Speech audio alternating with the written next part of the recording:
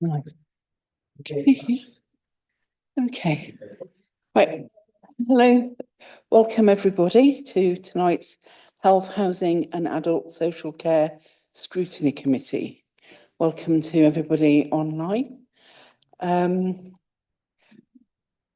We have apologies from Councillors Smalley and Councillor Smalley and Councillor Waller is subbing on behalf of Councillor Smalley. Sorry. Okay. Declarations of interest. Have we got any declarations of interest this evening? No? Okay.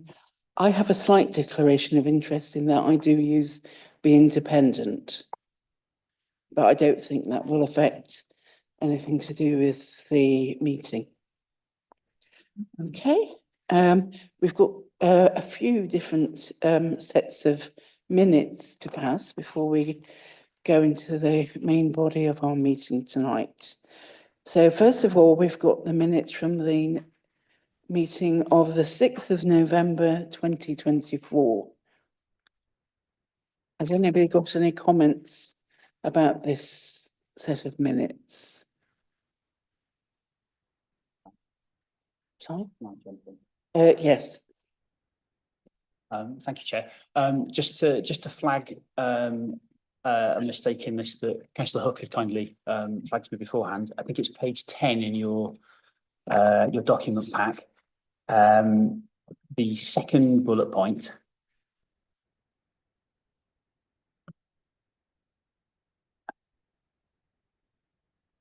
which is the one referring to UTCs, the final sentence of that second paragraph, the suggestion of linking the clinic system to the out of hours system was being considered. Clinic is spelled C-L-I. Yeah, I was just reading the wrong one first, sorry. So it should be spelled capital K-L-I-N-I-K rather than the regular spelling, which is in that. So thanks, Councillor, for flagging that. Yeah. So that will be corrected in the revised minutes. Have we got any other comments on those minutes? So can we take those minutes as passed? Yep, great. So that's the 6th of November. Now, the 4th of December, have you all had a chance to read those minutes? And do we have any comments? No comments? Can we take those minutes as passed? Yeah, okay, that's great. And then the minutes from the 15th of January, 2025. Has everybody had a chance to read those minutes now? And have we got any comments? Councillor Rose. Yeah, no comments on changing the minutes or anything, but just to add, it has the point around the work plan, first bullet point, talks about the pharmacy provision in the Green Lane Corners Road situation, and it's not looking positive from my understanding of recent updates this week. So doesn't seem like the ICB is really currently having a particularly heavy interest in protecting pharmacy services in York off the back of previous meetings comments. And it then puts the power into the hands of individual pharmacists to decide whether they want to offer services that aren't currently financially viable, waiting on the government settlement for this year and next year in terms of contracts, but and they're being hit obviously by changes in April financially as well. So just wanted to flag that in the context of pharmacies. There's not a discussion point for today. It on the notes references the pharmaceutical needs assessment, which is going through drafting process at the moment. So again, it puts a heavy lean on how much work and effort we should put into that and how much evidence we should put into that to try and encourage the ICB to take better decisions in the future. Thanks, Chair. Okay, thank you. Any other comments about that? Thank you very much, Councillor Rose. And actually, we're in the process of writing to the Minister. So I think maybe we could write again to the ICB about this issue. So that's an action from those minutes as well, if that's okay with everybody else. Yeah, that's great. Thank you. So apart from that, those minutes are all passed. Everybody's happy. Great. Okay. So public participation, there is no public participation today.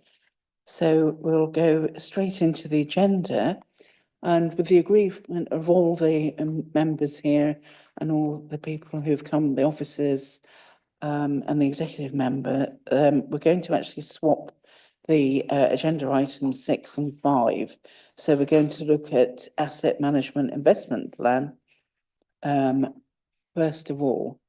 And we're going to, Pauline Stutchfield and Michael Jones are going to come and talk about that.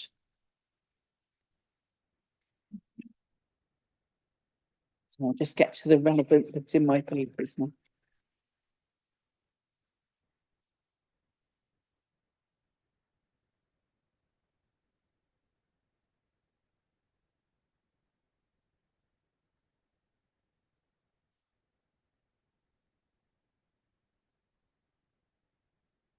So as a committee, we're being asked to note the outcome of the stock condition survey and the existing performance against targets and the proposed investment plan. And any recommendations received will be incorporated into the comprehensive housing executive report, which will consider priorities for the coming year. Okay, so over to you, please. Thank you. Thank you, Chair. So I'll just briefly introduce the paper. So the paper in front of you builds on the Housing Asset Management Plan 2023 to 2028, which primarily is about the right sort of investment in the right home at the right time. The basic principles of good asset management to ensure that our homes are safe and healthy to live in. That investment plan is led by lots of data that we have. So that includes compliance checks. So that's things like fire risk assessments, electrical checks, stock condition information, legislation around decent homes and the consumer standards, and also feedback from our tenants in terms of setting that investment priorities. A bit more detail on the stock condition survey. So in the current financial year, we've surveyed 88% of council housing assets, which is a really positive start. It gives us the most comprehensive picture we've had on our the condition of our council houses for many a year. And the remaining 12% will be surveyed in the coming financial year. So we've got a really robust evidence base for making our investments. One of the headlines from that piece of work is this overall figure of a need to invest about £308 million over the next 30 years in replacing components in the council houses. So by component, we're referring to everything from a tap to a new kitchen to a heating system. It's important to note that that component renewal doesn't include some things. So early failure, so where things break or become damaged before the end of their lifespan, or hidden things. So it might be something to do with structural damp, which isn't currently known, or results of fire risk assessment. So the actual investment need will be more than that 308 million. So it has to be taken into account when we're building our investment plan. And that compares to our kind of notional investment allocation of about £12.7 million per year. Yeah, you divide 308 by 30, you have about 10 million. At the moment, our investment into council house properties to maintain and improve them is around 12.7 million. There's a table below paragraph 17, which sets out the plan for the investment in the coming financial year. So about 7.5 million into that component replacement. So where stock condition information has shown that we need to replace those components that are likely to fail in the next 12 months. About 3.5 million on health and safety compliance. That's dealing with things like fire risk assessments, electrical checks. 2.1 million into retrofit. 0.8 million into stuff that will become damaged or break in the next financial year, which isn't currently known. So the unplanned stuff. And then 0.7 million of that is for staffing and surveying. So kind of running the team. The The other part of the report is around performance, and there's a summary table below paragraph 24, which talks about some of our KPIs in terms of our asset management functions. We've got a target in our 2023 to 2028 asset management plan, which is in the second column.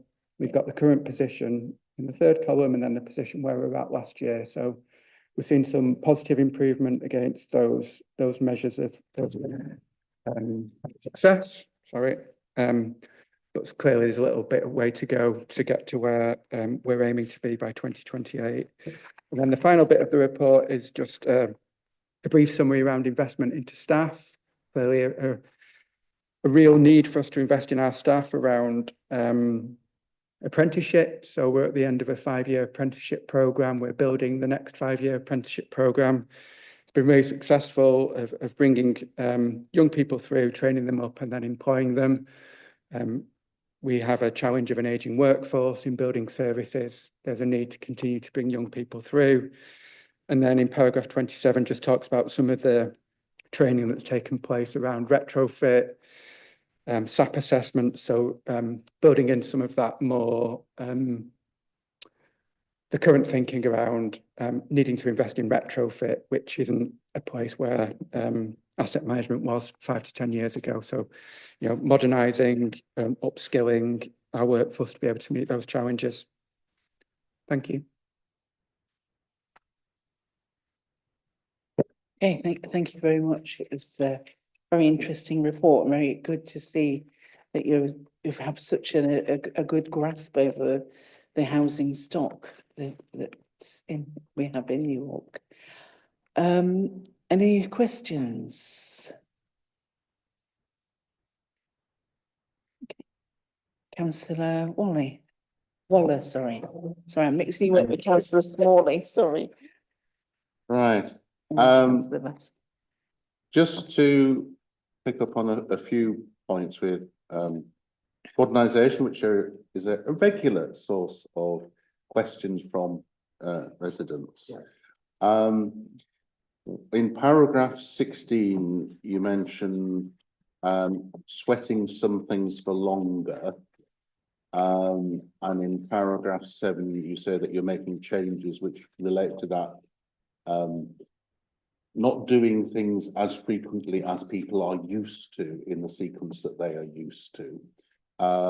So it's checking who the engagement is with. You did in your preface mention engagement with tenants, but I think some of the changes that are being made are so substantial that we will all get questions for the next however many years we're still on the council. Why isn't it being done as in the same way it's been done for decades?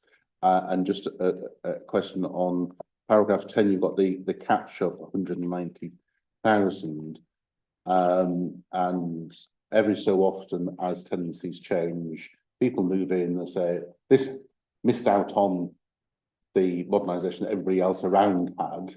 And it's making sure that that is enough to catch up on all the properties as they become as people become aware that they've moved into somewhere that has not had the same rate of modernisation. So these are all things that there's a tradition on when things are modernised and people are used to that, and but you're changing it, and it's just understanding, have you brought tenants with you in that journey? Yeah, thank you. So the asset management plan talks about the general life expectancy and the general replacement cycles for things like kitchens and bathrooms, which I know is incredibly important for tenants.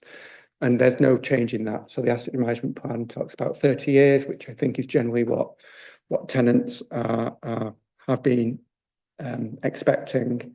I think we have not been great in recent years at communicating. I think what a asset management plan should be about planned work. So you should know next year and the next 5 years what you're doing.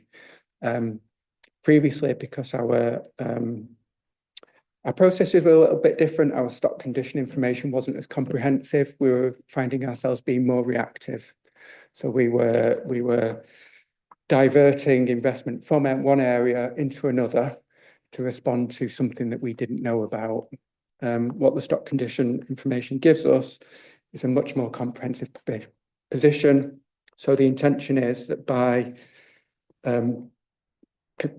Christmas of every year, we will know what we're starting to deliver in the next financial year, and we can communicate that to tenants in advance.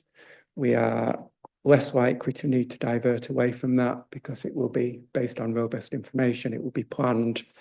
The thing about sweating components comes about primarily because the table, the graph below paragraph 13 with the orange lines going up and down shows that the amount that we need to invest in each 5-year cycle of the 30-year investment plan isn't consistent.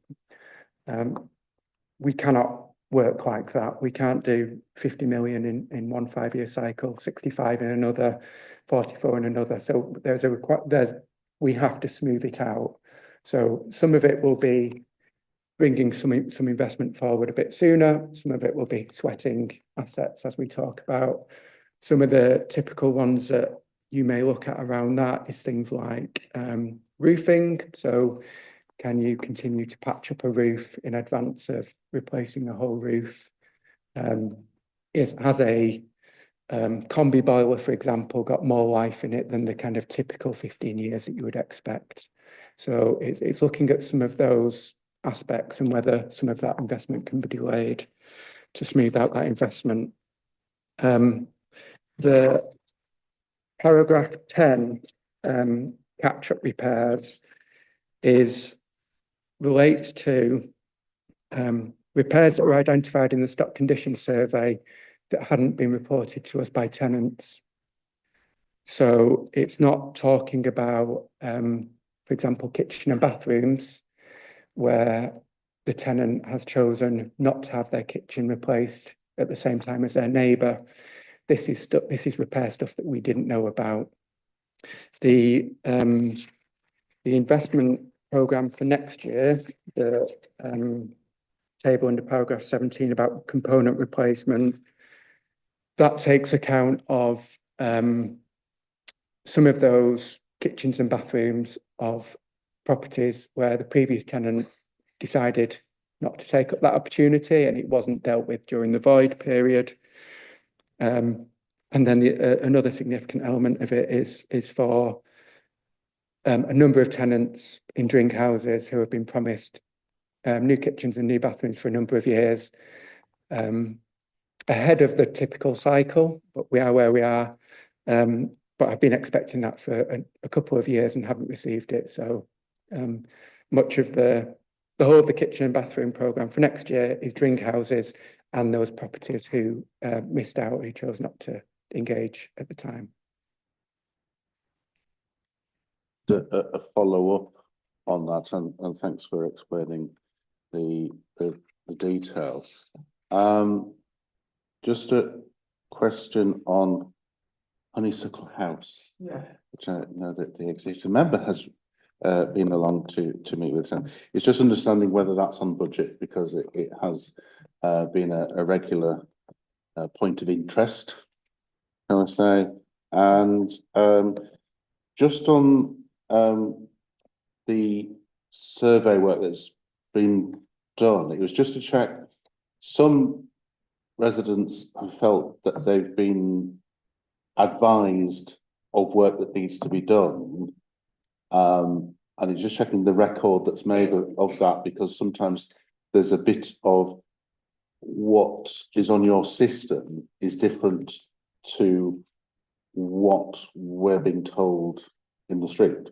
So it's just verifying that where the survey has identified additional work and on the whole that's been followed up, but sometimes the discrepancies creep into the system, and it's just having a common source of record which ensures that people are getting the work that that needs to be done. So Honeysuckle House, there's some commercial sensitivity to it because the contract isn't signed. But the reassurance I can provide is that the contract is prepared and ready to be signed. So I believe that we will deliver the retrofit to Alex Line House and Honeysuckle House within the grant funding agreement that we've received. So that contract will be signed soon. There'll be opportunities for the residents and ward councillors to meet that contractor and to understand a little bit more about the process and how they will be supported through that process. Clearly, it will affect different residents in different ways, and we're, alongside the housing management team, we're doing lots of work to understand people's expectations and needs associated with that work and planning for those eventualities. The additional work part of the question, we wouldn't encourage the people that were doing the surveying work to make any promises to tenants. So I can't particularly comment on that. I hope that the comments that were made were in reference to the catch-up repairs that I talked about in my previous answer, and then something called HHSRS Category 1 hazards. So if you've got a hazard in your property that needs dealing with, then I would hope that that was verbalised to the tenants. As part of the stock condition survey work, that information was being fed through from the surveyors to building services immediately as they found them. And we've been working with the tenants to try and resolve those. So the vast majority are resolved. Some of them are a little bit more complex and aren't simply a building thing, also a people thing. So some are taking a little bit longer to work with. So that's the only part of it that I can really comment on in terms of the interaction between the surveyors and the tenants.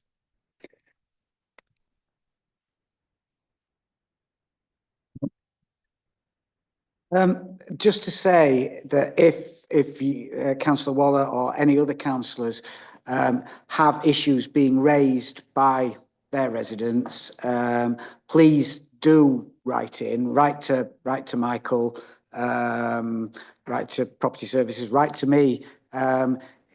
Customer service is got to be our most important feature, and if there are things that aren't being done that tenants believe have been promised to them, do make us aware of them. So please, that's not just to yourself, Councillor Waller, but to any colleagues. Do encourage them to give you that information and then pass it on either themselves or through you as their representatives. Thank you, Councillor Pavlovic. Councillor Vassie. Thank you, Chair. Yes, I was particularly interested in the paragraph about apprenticeships and wanted to kind of try and see. I mean, it's great that we've got a programme and we're now getting people coming through. Just to get a sense of what the obstacles are to progressing more quickly on this, and what the opportunities are in your view. And I ask because of a personal experience and I think I might have mentioned it to you before, Michael, but in about 2016, I decided to take all the courses to become an electrician. I went on a private course. A third of the people on that course were people who had either just left or in the process of leaving the armed forces. They were people in their early 30s. And the question that comes to my mind is whether there are opportunities to work with people who organise those kind of courses to try and draw people towards the local authority. And I'm sure that that's not just in electricians, that the wet trades and all the other trades, there must be private courses for people in those kind of circumstances. So it's just to have your thoughts on that. Yeah, absolutely. So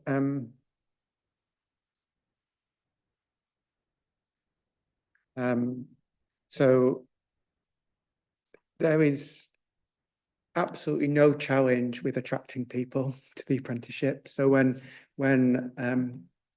we make apprentices available, there's a lot of interest in them, which is fantastic. I won't claim to be an expert in terms of how we've tried to attract apprentices in. What you say has a lot of merit. I will have conversations about what we currently do and whether we can expand that out to include things like armed forces, care leavers. I actually quite regularly have people come and speak to me, say they know somebody or they've got a son or daughter who would love to do an apprenticeship. So there's huge demand. It's fantastic for the service. We have typically planned it in a way of thinking about what the likely need is for fully trained staff in 1 year, 2 years, 3 years, 4 years, 5 years, and to try and create the amount of apprenticeships to fill those voids that are likely to come up. So that's the approach that we've taken so far. In terms of kind of supercharging it and seeing what else we can do, I'll take that away and have conversations about what more we can do.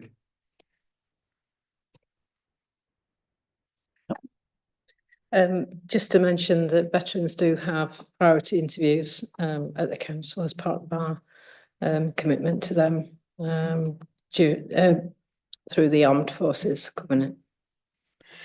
And if I can just respond, part of the reason I asked was that when we look at the statistics, there are a lot of good things in there. And they're all going in the right direction, but I can't help noticing, as I'm sure you do every time you look at the figures, that we've only got 65% of properties with valid electrical inspection certificates. Is that down to having the funds to bring the people in, or is it down to a difficulty in finding the qualified people to come in and do the work?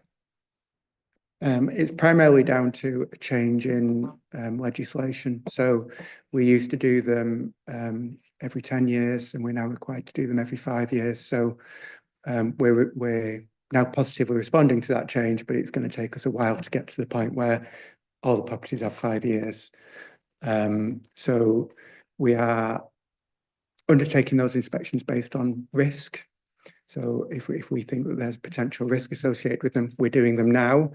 If we think that the risk is low and they can wait for another year or two, we're pushing them back and prioritizing immediate priorities.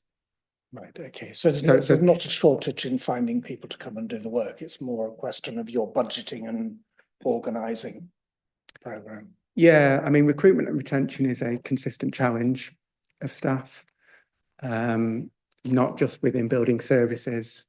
So that it is a challenge that we manage. You know, in the financial year, we've not been at full establishment of our trades for the whole year.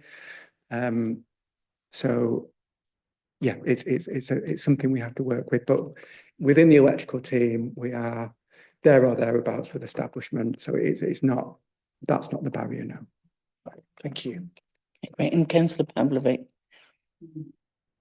Thank you. Councillor Vassie, you mentioned what are the barriers, and one of the barriers, unfortunately, is that being an apprentice doesn't pay very much, and particularly when you're looking at people in vulnerable groups.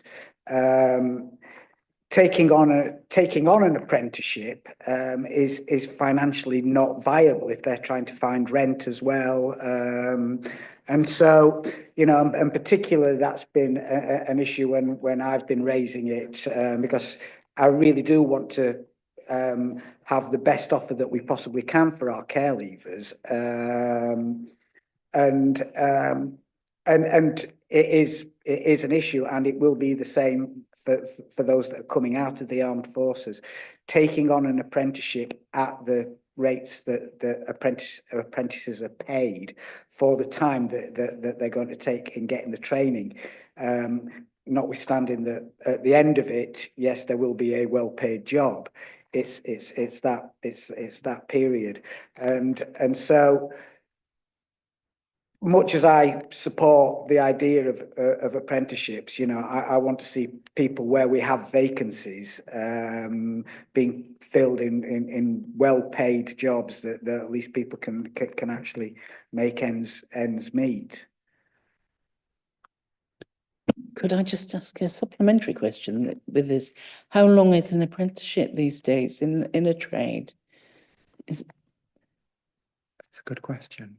Because it was 6 years, but I think maybe Yeah, it's not 6 years. It's 2 or 3. I think it's 2 or 3 years, yeah. 2 years. Yeah, two or 3 years, yeah. Yeah, and I can see with care leavers who weren't able to live with parents and have a subsidised rent, that's an issue, isn't it? Yeah. And with older people who are needing to pay, yeah. I can say that when I'd finished going through those qualifications, I had plenty of things to do, but I thought, oh, I'd find out what that world is. And I approached 3 companies and was offered, I think it was £60 a month to be an apprentice for a year and a half. And obviously I then focused on other things. But it speaks to the point you're making.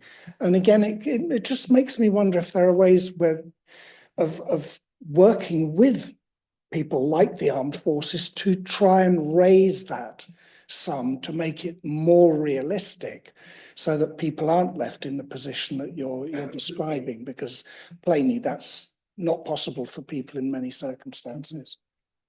And I know in professions that you can become a solicitor through doing an apprenticeship, and people are doing them in their 40s, 50s and 60s. It's not just for young people anymore.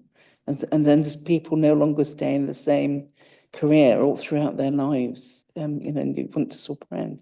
But you have to be able to afford it. Yeah. Right, so actually it was Councillor Wilson, then Councillor Rose and Councillor Runciman? No? Okay. I have also slightly got the answer to my question. Thank you, Chair. So I was going to ask about the discrepancy with the electrical inspection certificates, but what you're saying makes perfect sense. So I've just got a very small supplementary question about the apprentices that have been taken on as part of that 5-year apprentice plan.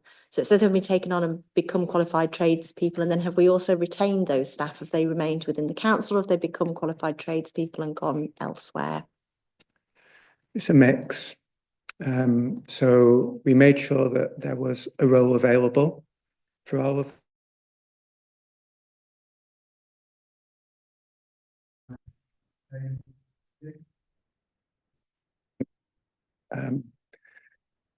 the apprentices that we've had have generally been younger people. And I guess the wider council package around stability of work and good pension is slightly less important to a 22-year-old than it might be to someone who's a little bit older. So some have chosen to leave the organisation and do a different sort of work.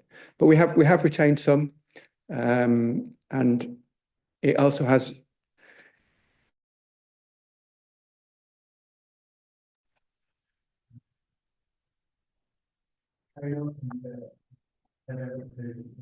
it does have benefits beyond just whether we retain them or not, I think. And is there any facility within the council to do like the NHS do, where if you train with an organisation, you commit to 18 months, 2 years working for that organisation, or do we not have that sort of power to be able to do something like that? We do, sorry, Chair. We do in terms of certain professional qualifications. I don't know the answer to your question around the apprentices. Yeah, we don't at the moment. I will ask the question as to whether we can. Okay, thank you, Councillor Rose. Thanks. First question is perhaps betraying my ignorance on some of this stuff. Obviously useful to see the layout of how much we think there's going to be spend wise for each 5-year chunk across maintenance. There's also obviously improvements as opposed to maintenance, particularly thinking about things like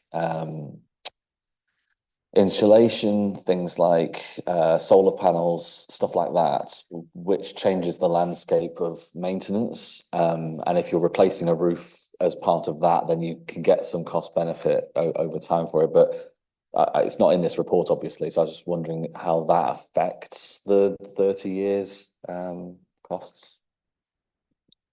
Yeah, so yeah, things like solar PV, extra insulation obviously doesn't come in a stock condition survey, so isn't accounted for in that 308 million. There's been grant funding made available, and we've been successful at attracting lots of that. So we've done a number of retrofit projects through central government grant funding, but there's lots of conversations happening nationally about the in social housing around the net zero agenda, and the fact that allowing councils to increase their rent by CPI plus 1% every year is not going to enable 1.5 million new homes to be built, plus our existing homes to be decent and making all the homes net zero. So we are doing as much as we can within our resources, but to scale that up over 30 years, you know, something else will have to happen.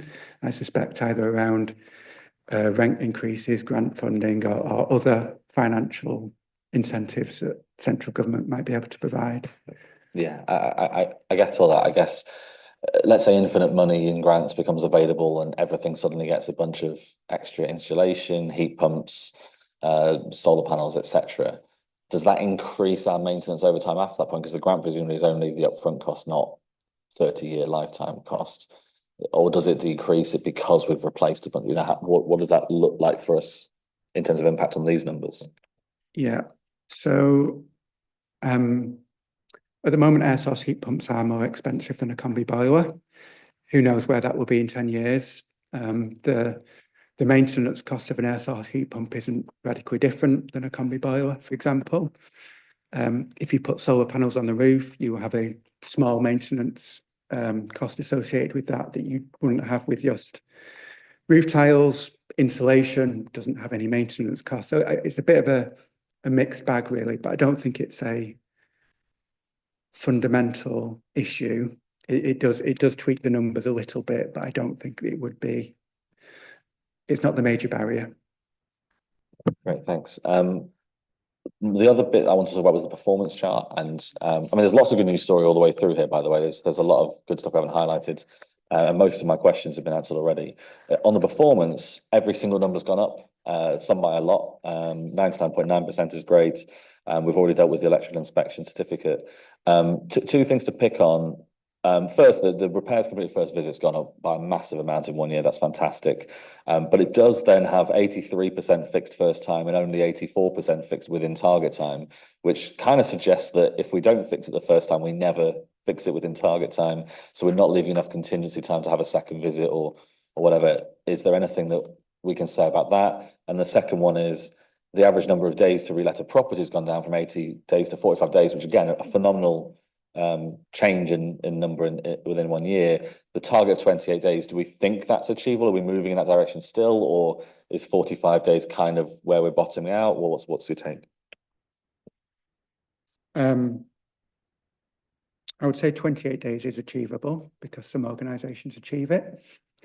We're continually looking to improve. We're working through our processes. We're thinking about resources. We're ensuring contractors prioritise void work. We're trying to make sure the process internally is as slick as possible, from the current tenant telling us they're going to leave, the time period there, making most use of that time, and then having as many works lined up concurrently as possible. So there's always efficiency gains to be had. So I'm hopeful that we will bring that 45 days down. But I think you will now start to see a slower decrease.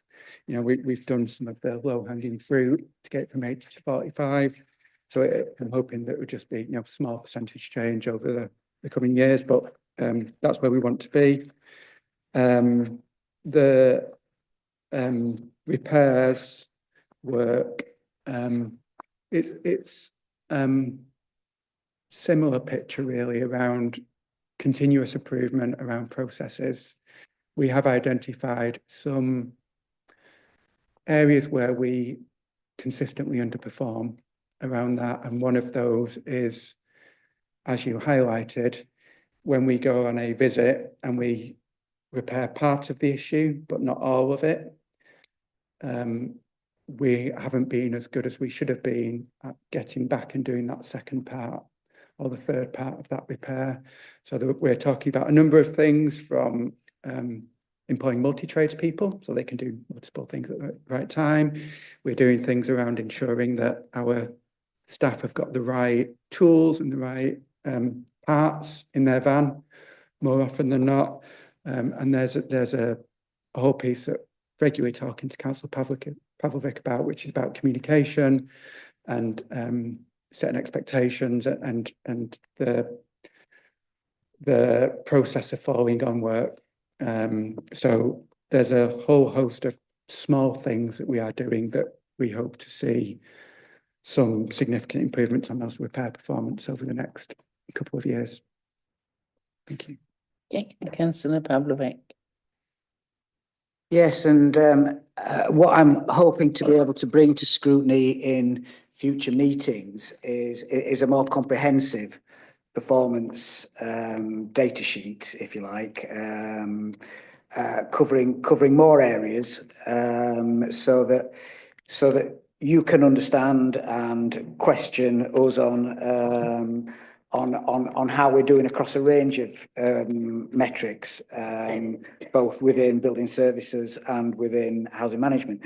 One issue around, just to add to Michael's point, is yes, we've really focused on building services, improving performance, and you know, I couldn't be happier with the commitment from my team and the contracting staff that are working with us as well. Though, as you'll see, we're looking to do more of that in-house.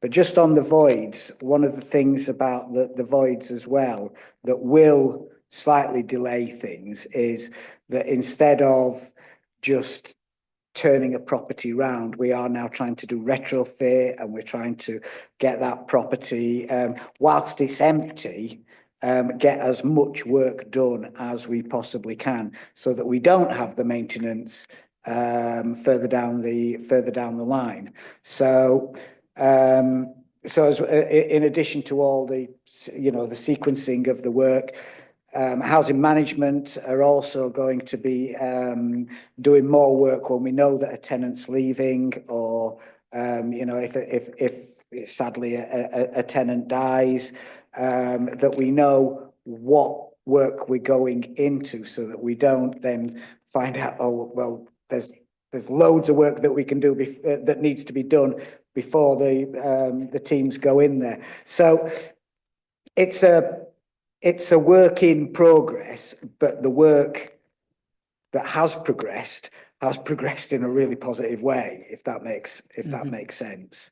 And I really do very much want to see you being able to look at a lot more data as we move through, and this is what I've been asking the teams that we can bring to scrutiny meetings in future. So when you have these meetings,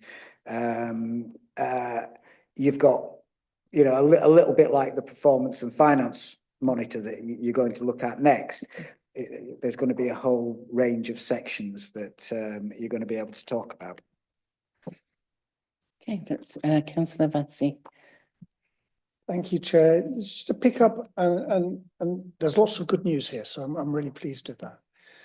Just to pick up something that's not in the report, is the whole issue of sustainable procurement policies. I'm thinking of, I think it's about 16 or 17 years we adopted a sustainable procurement strategy 16 or 18 years ago. And then it fell off the radar because of corporate memory loss, I suspect. And what there isn't here is a sense of when materials are being bought, the degree to which one's thinking about how sustainable they are environmentally, the materials used to paint doors, whether they're oil-based paints or water-based paints, the materials used to clean properties, whether they are less harmful to the environment or more harmful. Is that on the radar when procurement is happening in this area, or is that an area that has fallen by the wayside? Is that something that we could have data on in future reports?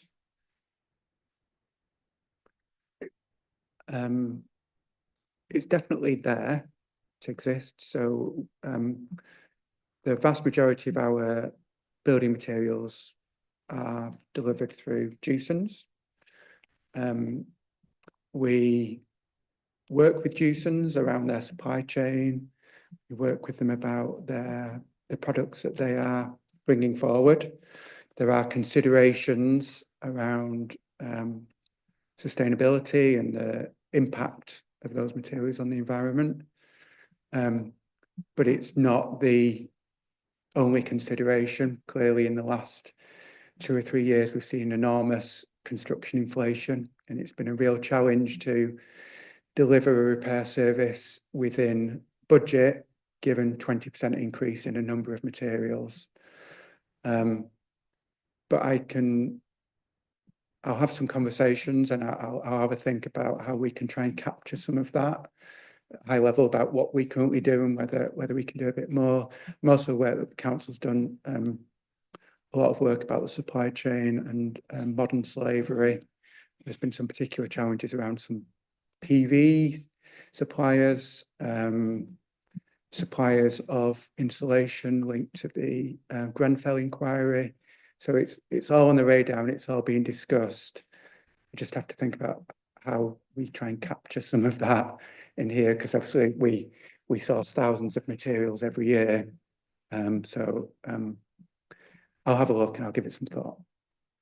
Thank you. If I can respond, I'd be happy to forward on to you and maybe on to Councillor Pavlovic, if you're not already aware of it, the system operated by ICLEI in Europe, the sustainable procurement network that involves cities around Europe. I think we signed up to it about 18 years ago, but as I say, I think we forgot all about it. But what was really helpful about it was that it looked at all the areas of local authority procurement and helped local authorities see best practice around Europe and how to organise procurement of things from everything from biros to laptops to cleaning services to materials for construction in a way that was more sustainable.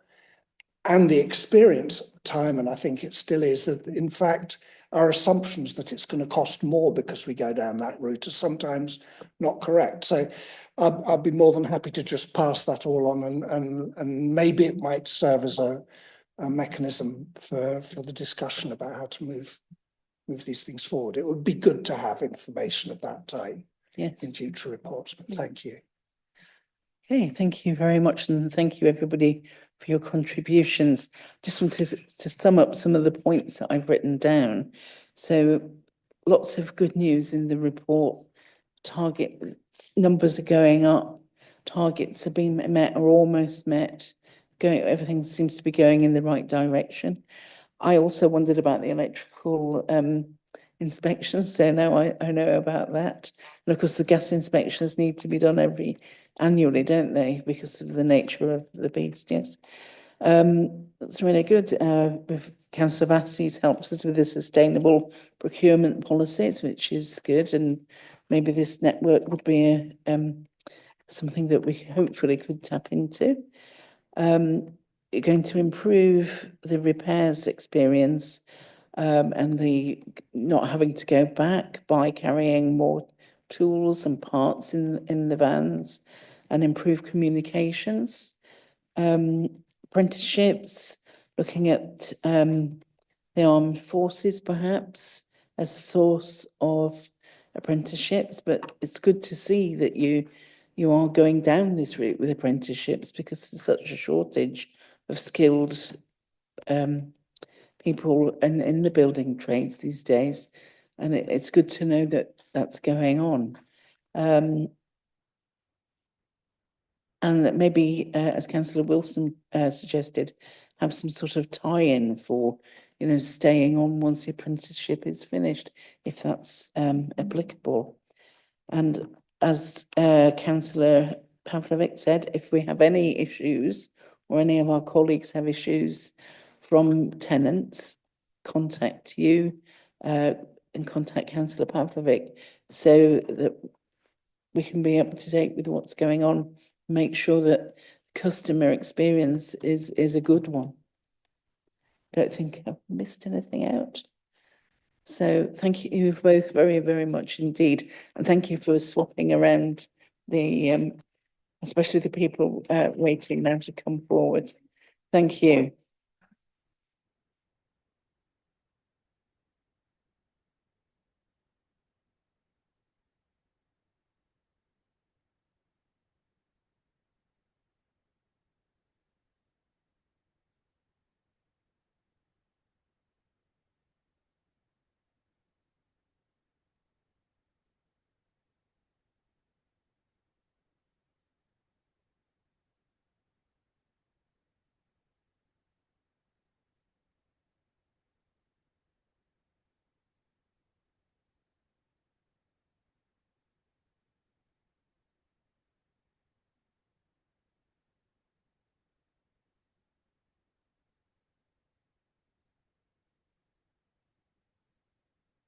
So, we're now going to agenda item. Well, it's agenda item 5, but it's at 6, which is 2024 to 25 Finance and Performance Monitor 3. That's quarter 3. It's Steve Tate, who is a finance manager, Graham Frodsham, thank you, who is principal accountant, and Sarah Story. I can't. Sarah, so sorry. I'm having trouble seeing people's badges tonight, which is, yeah, and Pauline Stitchfield, you've stayed on. Thank you very much. So, we're asked tonight to note the finance and performance information. Note that work will continue on identifying savings needed to fully mitigate the forecast overspend, and to ensure expenditure is kept within the approved budget. So it's over to you. Thank you, Chair. You have before you an extract from the Monitor 3 report that was considered by the Executive on the 21st of January. And it showed a small improvement from the previous quarter to a 2.6 million forecast overspend. Directorate Financial Analysis starts on paragraph 23 and the performance data on paragraph 60. Before we start, may I alert members to a small error in paragraph 50. It states that housing services are forecasting an overspend of 711,000. It's not true. Housing Directorate's forecasting a 790,000 underspend. Because we've cut this from various reports, we've made a mistake. So please note that, and apologies to everyone for that. There's no public health financial information in the report because the budget is online and no major variations are expected. So we're presenting the report for committee's consideration and happy to field any questions. Okay. So thank you very much. Any questions from anybody? Councillor Rose. Yeah, the first question, page 26, has the finance overview. and it has the variation from Q2 to Q3 forecast. There's a lot of detail on what the variation is compared to start of year, but the following tables don't have the breakdown of Q2 versus Q3. So I just wondered specifically the adult social care integration that's gone from 3.2 mil overspend to 3.6 mil overspend. If we have any idea of what that is, I know it's not a huge amount in the percentage of total budget, but do we know what's varied in the last quarter? There's quite a lot of ups and downs within that, because you can imagine certain placements can cost hundreds of thousands. I think probably overall, we've probably not delivered as much of savings as we'd expected from the previous quarter. So I think previously we were forecasting probably £600,000-700,000 of savings to be achieved. Whereas in this, we're expecting about another 344,000 to be delivered between when this report was posited and the year end. So that's probably the main reason for it.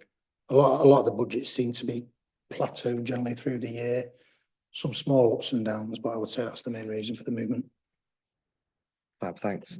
One small comment on most of the health metrics in this being 2020-21 year, not particularly helpful given that it was COVID and those numbers varied wildly.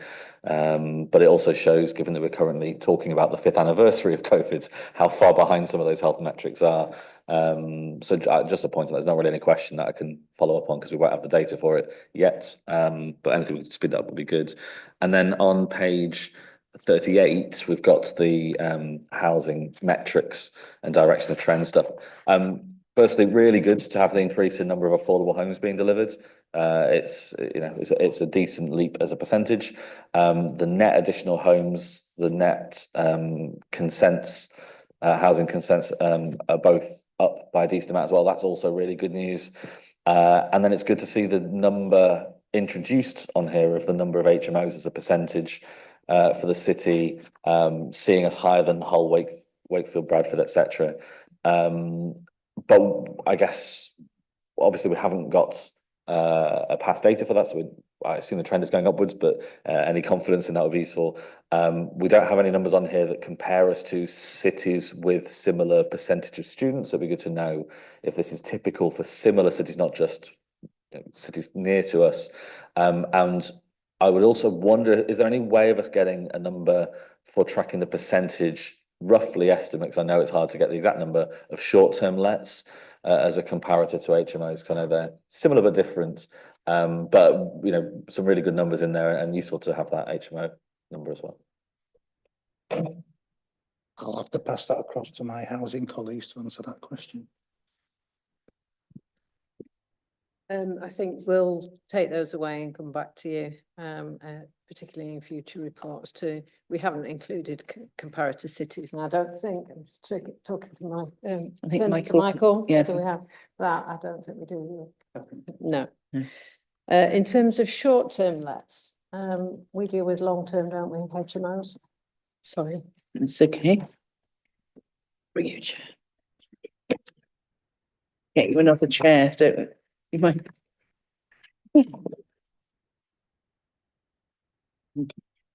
Yeah, we do have some data on short-term holiday lets. It's not particularly easy to get a hold of, and it changes, and some properties are short-term holiday lets for part of the year and not, so it's a complicated picture. But yeah, obviously completely understand why that should be a metric that we pay attention to. So yeah, we'll take it away. We'll speak to business intelligence around what's possible around that. If there's any way of getting something that is a stable number over time, even if it's an imperfect number that we can caveat, it'd be useful to be able to see that over time and see if we are getting more short-term lets as a city. I know the last few years we definitely have had significantly more. Are we plateaued now? Are we still increasing? It's hard to say. Same with HMOs over time. Back on the HMO comparative city stuff, is that public data externally? And if so, if we can get a link circulated, I'm very happy to go and have a nosy around loads of other cities myself. But yeah, I guess if there's anywhere we can look to for that, that'd be useful.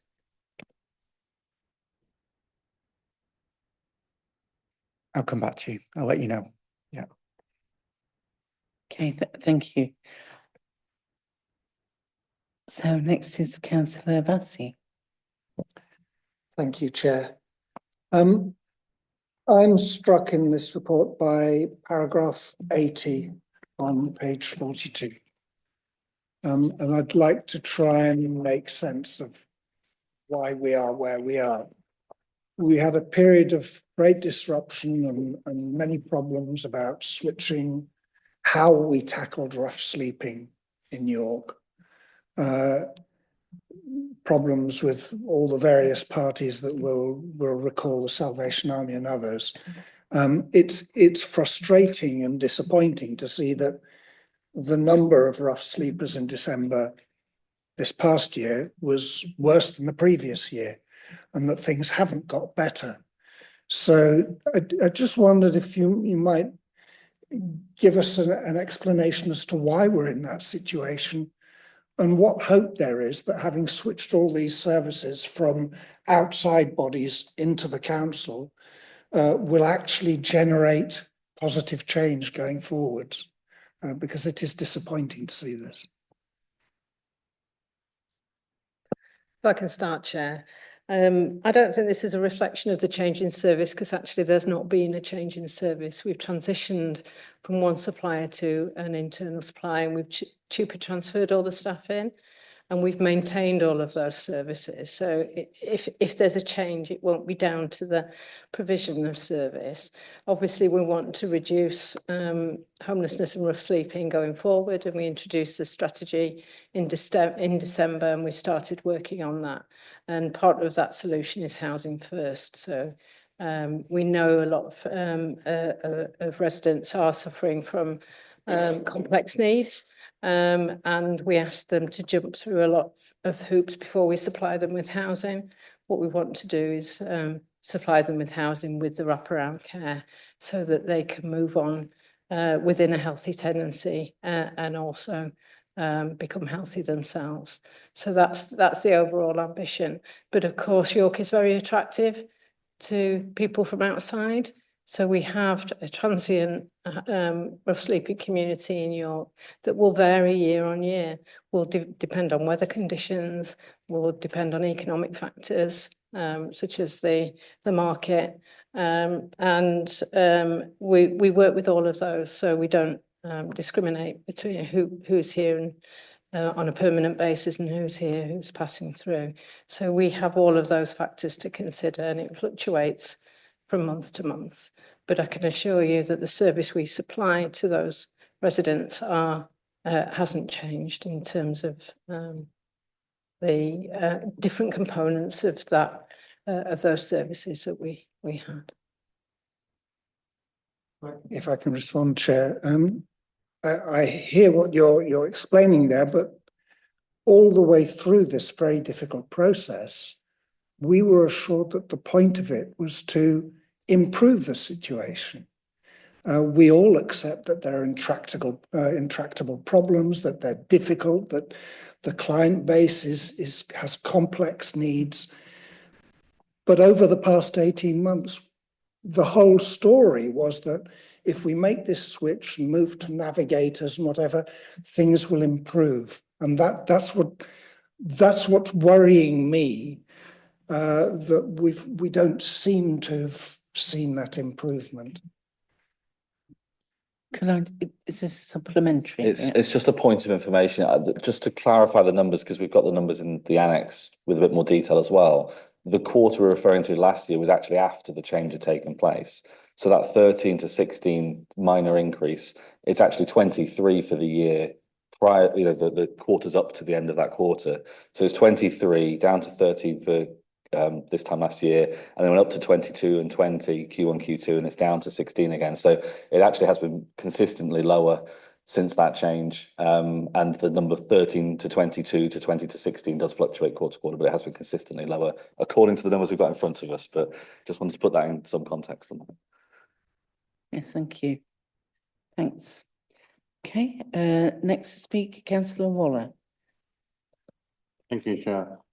Just to pick up on paragraph 54 and the disrepair claims, recognising that there are some legal companies that hoover up cases, not always through human altruism, but it's clearly having an impact on the budget that's available for other works to take place. So it's just understanding, is this going down because you've put a lot of effort into communicating to tenants that actually, if they want to improve the situation they're in, it's better to engage with the existing processes within the council than to embark upon what can backfire on them in a very expensive way to them as individuals and to the authority. Yeah, so it's definitely not a York challenge. It's something that exists throughout the country. Lots of adverts on the radio, TV, people knocking on residents' doors. So we've been taking every opportunity that we have to ask our tenants to contact us first. Yeah, if you have a repair that needs doing, please tell us about it. We will respond positively. We will get that work done. We've also done a little bit of work around highlighting a couple of cases that have occurred in York in the last couple of years where tenants have gone down this route and it's led to a really negative outcome for them, because there's opportunities for councils to reclaim their legal costs as part of this process, which can lumber tenants with significant legal bills where they're unsuccessful. But yeah, we get a number of disrepair claims every month. We're obviously required to respond to them, regardless of their merit or not. It takes up legal resource.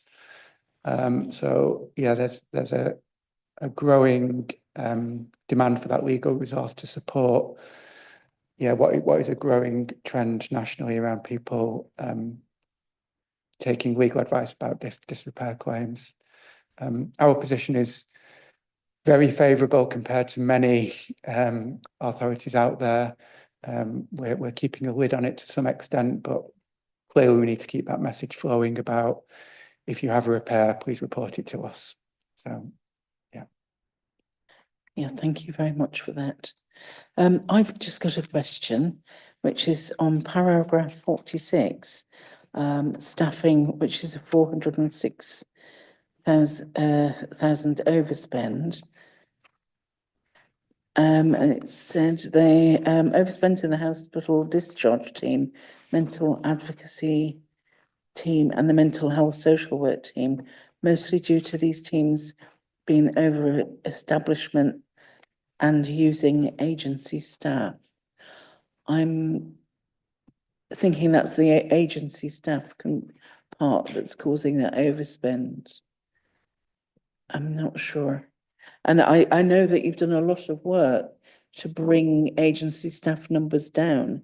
And I know that there's quite a shortage of social workers. I just wondered about that, really, not criticising, just interested to know the background around this. Thank you, Councillor Burton. Yes, so it's a combination of the two. So in the adult social care staffing teams, there are a number of posts that have been in posts for some time that there's never been budget available for.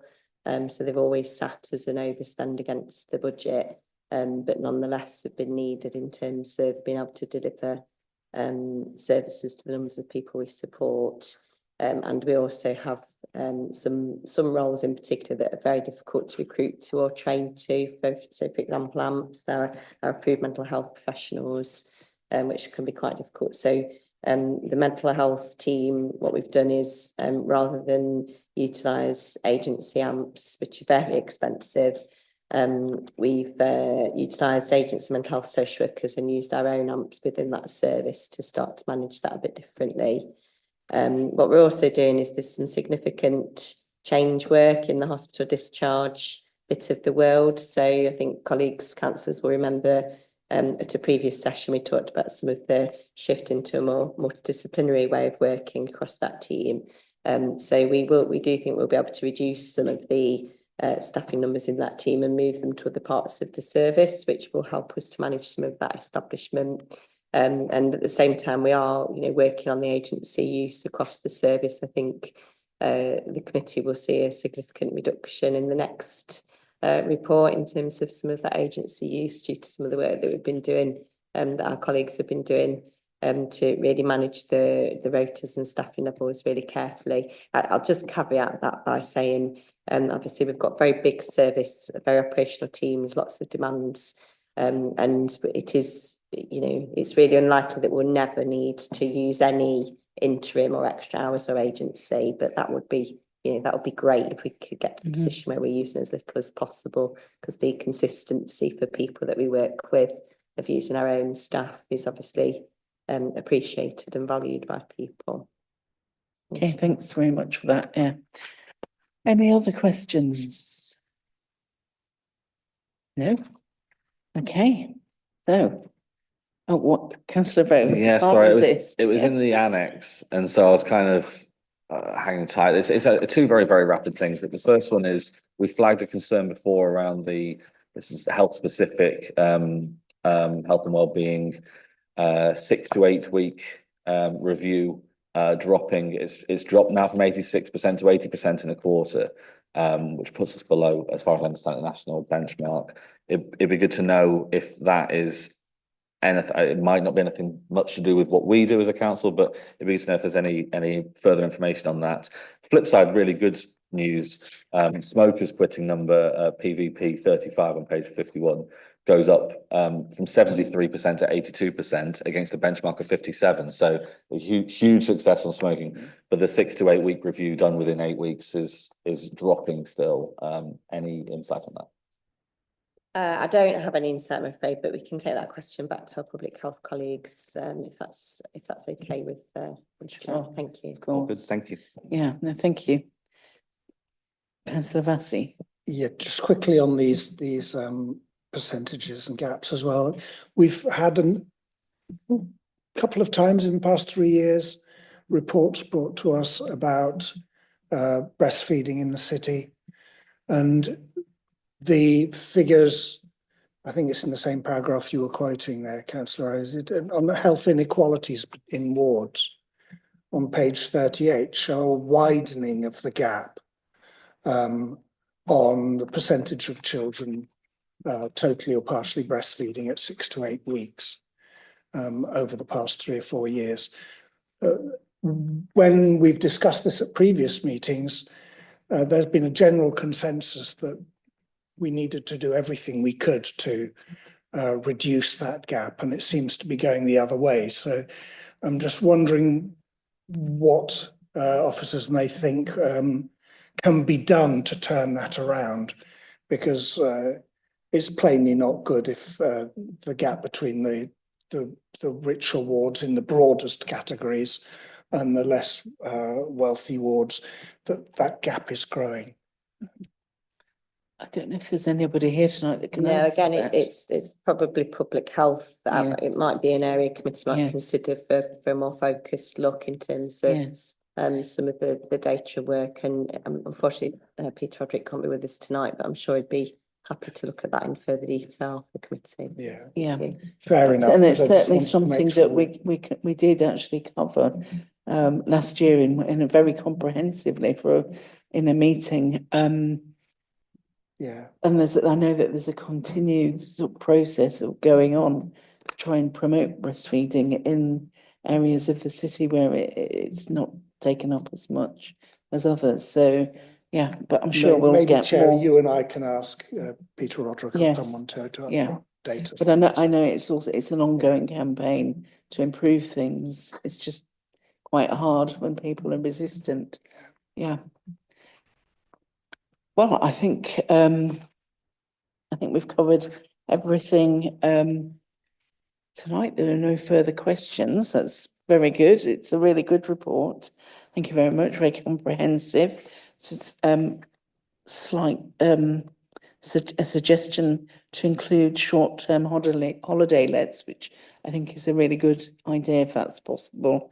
I understand it's difficult to quantify some things, and that's possibly one, but it would be good because there is, I know, proliferation within the city. And thank you, Councillor Rose, for pointing out the numbers on rough sleepers, and so it doesn't look as bad as it, well, not bad, but it doesn't, I think it's looking better than we, the figures perhaps showed in the rough figures in the report. Can't think of anything else that's come up. Anybody got any further comments? Councillor Hook. Just a quickie, I just like the way that you're giving more granularity, so that saying it's going up because you've got 4 more people and it's costing this much per person. That's very useful. It saves us asking questions. Yeah, makes it more human, doesn't it, to see the actual cost? Yeah, yeah. So thank you very much for coming tonight and giving your time. Thank you.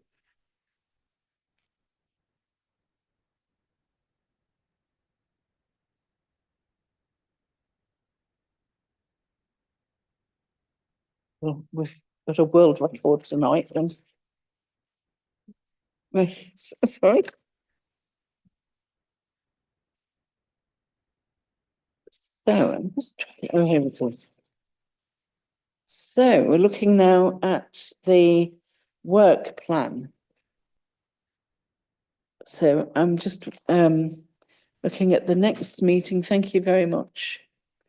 The next meeting in April, the 2nd of April, we've got adult social care strategy update and update on dental services. I think James and I had a word about this as we've had a more housing centred meeting this evening. We thought that would be good to do in our next meeting. Are they looking like they're going to? Yes, Chair, yes, that would be, I think members might recall, I think we had a previous item with ICB representatives as well as public health. And I think the intention is to do something similar again for that meeting with ICB representatives and alongside public health. On the adult social care? Sorry, that's on dental services. On the dental services, right, okay, good. And then in May, we've got the draft autism and ADHD strategy coming back, which is good to see. And because I was reading through the obviously the minutes, and that we'll be interested to see if they've picked up on the points that we made the last time they came to us about language, certainly, and different aspects. Update on temporary changes to haematology services. That's going to be in May. Yes, Councillor Runciman. When does the draft P&A have to come in? Because there'll be a time when we have to submit it. The draft? Pharmaceutical needs assessment. Can we find out? Yes, there'll be a deadline for that, I'm sure. I'm not sure. I think my understanding from a previous email was that a survey that was part of it might have recently closed, but I can follow that up and I'll leave it with you to find out and produce what to do. Yes. I also, when I was reading through the minutes, noted that we had an item in November on urgent care with the ICB and Nimbus. And they said that they'd get back in touch for an update within about 6 months. So I was going to ask James if we could get back in touch with them and see if we could do that for us. So maybe for the meetings after that. So we've got some unallocated items. I don't have any further dates here. Yes, Councillor Massey. Just to note that we almost had a meeting with the independent people. Oh, yes. Last month, and then we didn't manage to arrange for everyone to be available. But can that not slip off the radar? Are we fixing another? Yeah, we've got that. I thought there was a bereavement, so I think a funeral took place. So we decided it was best, rather to inconvenience people, to just scrap those dates and go ahead with arranging a new one. So we'll send out some more dates, find out from Be Independent. Yeah, Chair, I've emailed them to sort of see what might work from their end. So I'm hoping to be able to give members some suggestions over the next few days. So I'll be in touch with them. Yeah. If we could try and keep an eye open for the emails to do with that would be really good. So that we can get something in our diaries and go along to be independent. I know you wanted to also go and look into robotics as well. Just to have it's really just about ensuring that members have a sense of what is possible to inform us as we look forward, especially to do with budgets, because we're hearing all the time that we're having to cut budgets.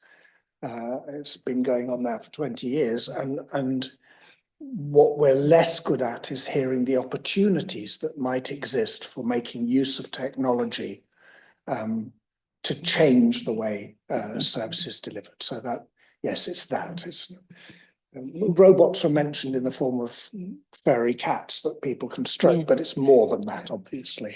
Do you happen to know if any of that technology is happening within the University of York or at the University at St. John? That was what we were hoping to do, to have a visit where we could simply learn better. I mean, we did discuss, this is some 18 months ago when the topic was first discussed. The issue came up that just as, I mean, this may seem a weird way of putting it, but hopefully it makes sense. Just as people tag their luggage, those same tags can be used to tag people. And then there was the issue of consent and dealing with people with dementia and making sure that clients and families would have a chance to look at the opportunities to ensure that if a member of the family wandered off, there was a way of finding them again. It was those kinds of emerging technologies and seeing the degree to which they might be helpful that we kind of expressed the interest 18 months ago in learning about it so that it could help shape strategy going forwards. Councillor Rose? Yeah, I've got a few comments on the work plan, but I guess the main one is our 21st of May meeting is the day before annual council, which may be a day when scrutiny changes somewhat significantly, TBD. But I think if we're looking post-annual council anyway, when there may be more likely shifts of who's on a committee, all of those sort of learning exercise things might be a good item for the agenda early in the new cycle anyway. So I think it makes sense to look at some of those technology things, health and AI, but post may make sense to me. Anything that's been hanging around for a while, e.g. task and finish group review of home care commissioning, if we can get it done and dusted before we get to the 21st or 22nd of May, that would be ideal. And there are a few on here that have been hanging around for a little while that don't need to wait.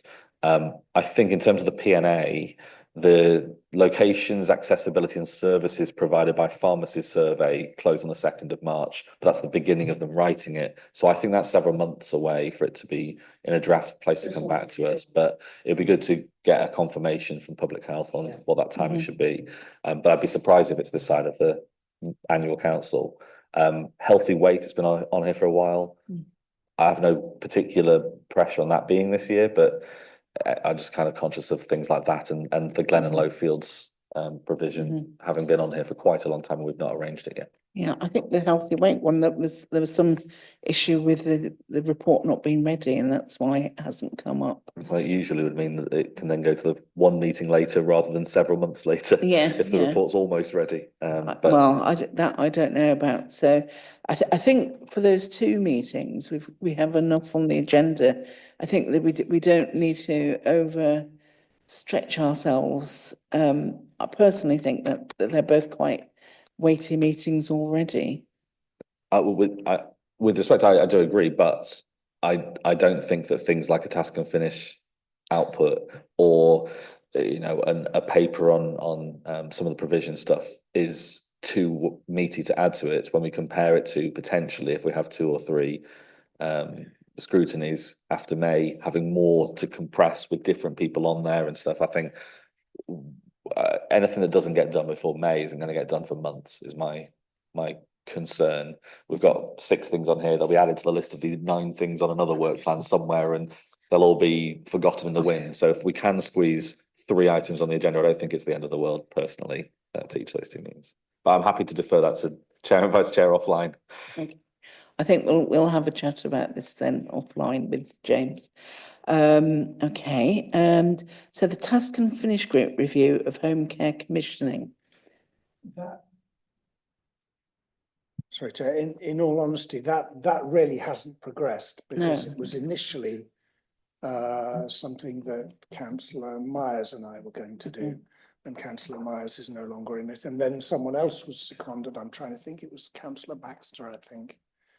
And she's no longer associated with the committee. So She's back on the committee now. She's back on it now, but yes, then she wasn't for a while. Yes, she came and went. And yes, so yes. That hasn't progressed. It is something that does need to progress.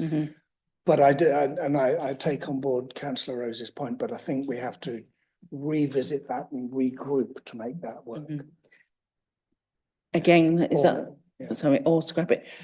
Well, shall we again talk about that offline? And if anybody here tonight is dying to join the task and finish group on review of home care commissioning, please let us know. Councillor Rhodes. I'm not. That's not what my I hands thought are you for, were. I thought you were volunteering. We are, as part of the scrutiny look at in general, going to completely overhaul task and finish groups. So I think it makes sense to review this in light of how we're going to be approaching that going forward as well. Yeah, I agree. I agree. I do.